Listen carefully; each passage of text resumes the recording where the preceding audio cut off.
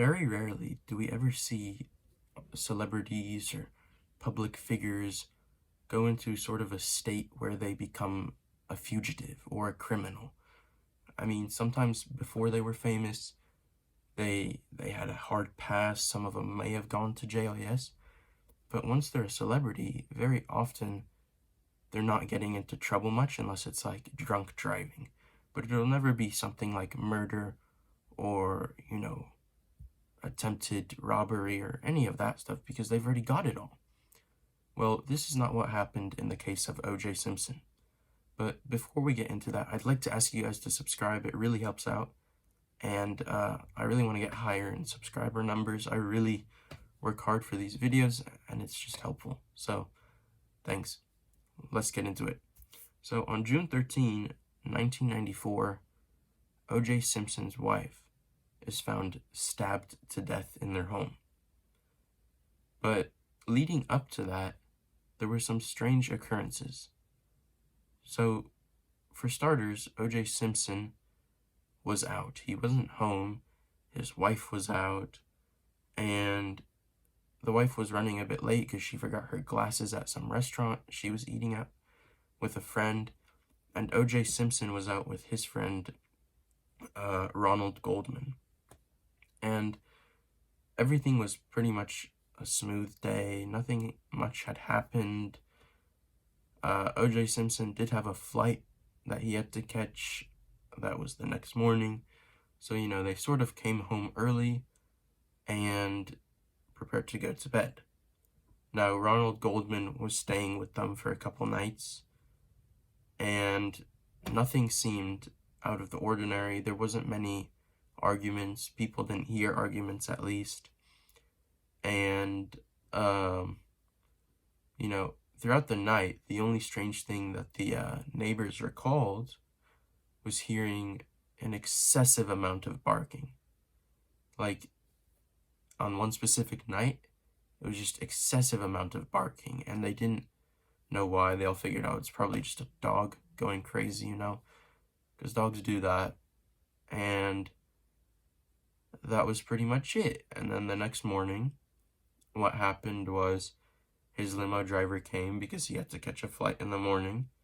But when the limo driver came and he knocked on the door, there was no response. And there was no response for a long while until OJ Simpson came out, basically undressed, and said he got little sleep. He looked a bit bruised, maybe, but he got ready quickly, and they made their way, and the limo driver didn't expect anything because he barely knows the guy. And so a few days pass, and family members of Ronald Goldman and his wife are worried because they haven't heard from them now in a few days, and it was sort of odd timing. Ronald Goldman was supposed to be home, but he wasn't. So the police conduct an investigation, and they found out that these two were staying at OJ Simpson's house, and so they go and investigate, and they find both of them killed, just lying on the floor, both dead. So now the media sort of goes crazy with this story. The police, are like, oh my gosh, OJ Simpson did it, right? Because it's in his house. But then they're like, wait, that doesn't make sense. He's been gone. He's not even in the area. And so what they do is they're trying to make a timeline. And they conduct, investigations with the neighbors. And the neighbors all remember hearing a dog bark at a certain time on a certain day. So the police were led to believe that the time of the murder was around the same time that OJ Simpson was still here. So it sort of created a timeline. Yes, I just did a sound effect, and guess what? Nobody knows I'm doing YouTube, and I need your help to get to 100,000 subscribers to try and tell my parents, because if you don't know, I still live with my parents, and nobody knows that I'm doing YouTube. So I really need your help to subscribe. I want to tell them once I get a big number so that I can continue doing it. Thank you. Don't forget to subscribe. And all this time, OJ Simpson wasn't contacted until the police called him and they said, OJ, we found your wife dead. And OJ Simpson's reply was, who killed her? But the police never mentioned anyone killing her. So it immediately led to this widespread speculation that OJ Simpson killed his wife. And the cops got to him and they questioned him for hours. Hours and hours he was being questioned. And, they were pretty much solid on the fact that he was the killer.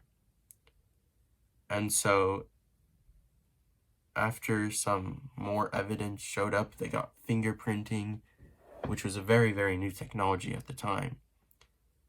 They declared him a fugitive. And so one of the most famous police chases in history occurred where OJ Simpson and a buddy of his were driving in a white Ford Bronco, and they were being chased for hours, but not like a high-paced chase like you see in the movies. It was incredibly slow, and it caused traffic, it caused problems, and